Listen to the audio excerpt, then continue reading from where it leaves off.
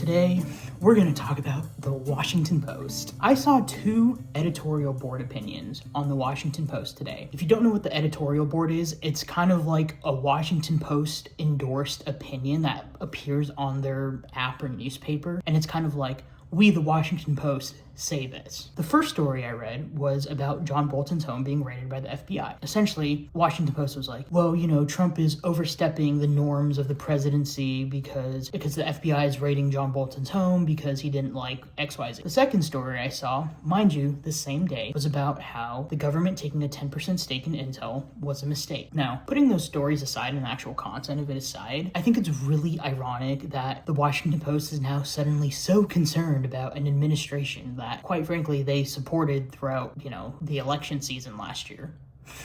Like, if you see their articles about Joe Biden in 2024, 2023, 2024, they basically were like, oh, he's senile, he doesn't know what he's doing, he talks off topic, blah, blah, as if every single speech that Trump has ever made has ever stayed on topic or has been coherent. And obviously, their endorsement for Kamala Harris got pulled for whatever reason, but at the end of the day, they never published it. They've gone soft on Trump the entire campaign, and now suddenly they're concerned, it's not, they're not part of the issues that they're talking about.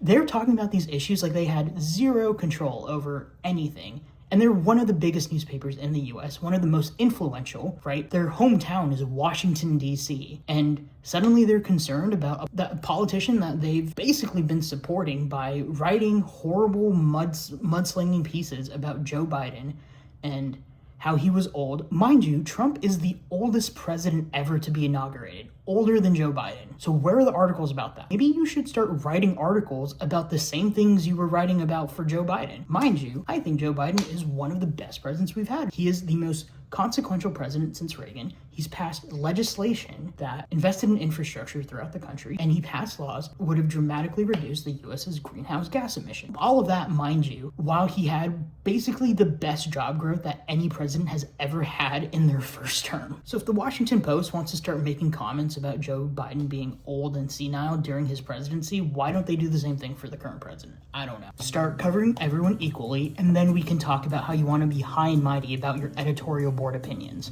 Okay, anyway, bye.